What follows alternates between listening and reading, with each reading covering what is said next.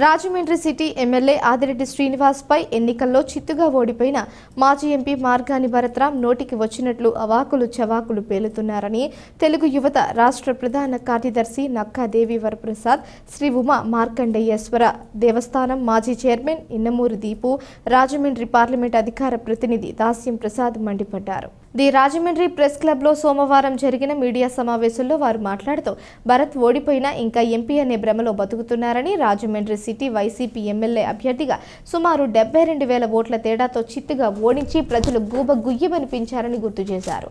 అవినీతికి పాల్పడటం భరత్కు అలవాటని, ఎంపీగా ఉన్న సమయంలో పనుల్లో 25% కమిషన్లు తీసుకున్నావు కాబట్టే ఈ ఎన్నికల్లో ప్రజలు బుద్ధి చెప్పారని నక్కా దేవి ప్రసాద్ ధ్వజమెత్తారు. సుబ్రహ్మణ్య మైదానం అభివృద్ధి చేశారని చెప్పుకుంటూ 10,000 మంది పట్టే మైదానం నీ నిర్వాకం వల్ల 3,000 మందికి కుంచుకుపోయిందని మండిపడ్డారు. ముఖానికి మేకప్ లేకపోతే ఎవరు గుర్తుపట్టరేమోనని బయటకు రాని భరత్ ఎమ్మెల్యే ఆదిరెడ్డి శ్రీనివాస్ను విమర్శించడం తగదని హితవు పలికారు. మెయిన్ రోడ్లో సెంటర్ లైట్లు ఎందుకు వేశారు, ఎందుకు తొలగించారు ఆయనకే తెలియదన్నారు. కాంతారాం పటేల్, అడప శ్రీహరి, మార్గాని సురేష్తో కలిసి చేసిన అవినీతిని బయట పెడతామని చెప్పారు. ఇంకోసారి ఎమ్మెల్యే ఆదిరెడ్డి వాసును విమర్శిస్తే నిన్ను బయట తిరగనివ్వబోమని హెచ్చరించారు. తెలుగు యువత నాయకులు వెల్లంకి జయదేవ్, కందికొండ ఆనంద్, మల్లికార్జున, నగర్ శంకర్, ప్రతాప్, పిలిశ్యాం, కడియాల శ్రీనివాస్, బసా శివారెడ్డి, పాలిక సతీష్ పాల్గొన్నారు. విధంగా కొట్టారు. ఆల్రెడీ 2019లోనే రాజమండ్రి ప్రజలు మిమ్మల్ని తిరస్కరించారు. ఇక్కడ మా ఎమ్మెల్యే గారు భవానీ గారికి వెళ్ళడం జరిగింది. మీకు ఇక్కడ ప్రజలు 28,000 మైనస్ ఓటింగ్ ఇవ్వడం కూడా జరిగింది.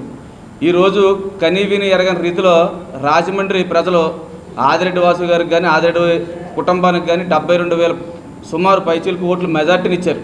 అంటే దీన్ని బట్టి మీ స్థాయి, మీ స్టామినా ఏంటో అర్థం చేసుకోవాలి. ఆయన కోసం ఈయన మాట్లాడితే ఆయన రాష్ట్ర నాయకుడు అవుతారట. ఆయన ఎప్పుడో రాష్ట్ర నాయకుడు అయ్యాడు. ఎందుకంటే 2019లో మీ గాలిలో కూడా ఇక్కడ రాజమండ్రిలో 30,000 మెజార్టీతో గెలడంతోనే రాష్ట్రం అంతా రాజమండ్రి వైపు చూసింది. ఇంత మెజార్టీ రావడం ఏంటో అని కూడా అది మీరు చెప్పవసరం లేదు. ఈరోజు మీరు చాలా ఆరోపణలు చేస్తూ ఉన్నారు, అవినీతి ఆరోపణలు. అప్పుడే మేము ప్రభుత్వంలోకి వచ్చి 4 రోజులు అయింది. అవినీతి అన్నది మీకు అలవాటు.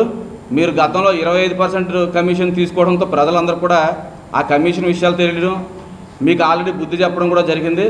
ఇకపోతే మీకు 50,000 వ్యూస్ వచ్చినాయని చెప్తా ఉన్నారు. ఎందుకంటే ఈరోజు సోషల్ మీడియాలో కొంతమంది చూస్తూ ఉంటాం, చాలా ట్రెండింగ్లో ఉంటారు.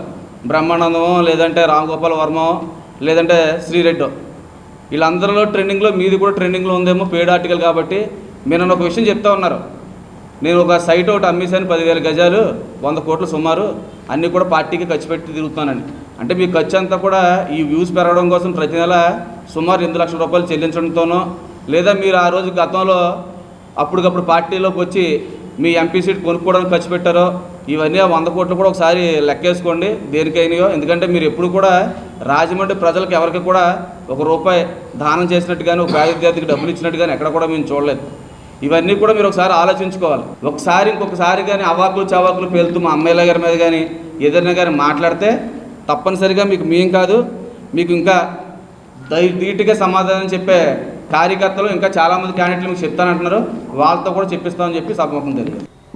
ఈ యొక్క మార్గాని భరత్రాం అనేటువంటి వ్యక్తి రాజకీయ మదంతో ఇంకా అధికారంలోనే ఉన్నాను, నేను ఏం చెప్పినా సరే ప్రజలు నమ్మేస్తారు, నన్ను యాక్సెప్ట్ చేస్తారు, నేను ఏం చేసినా చెల్లుతుంది అన్నటువంటి భ్రమలో ఉన్నావు.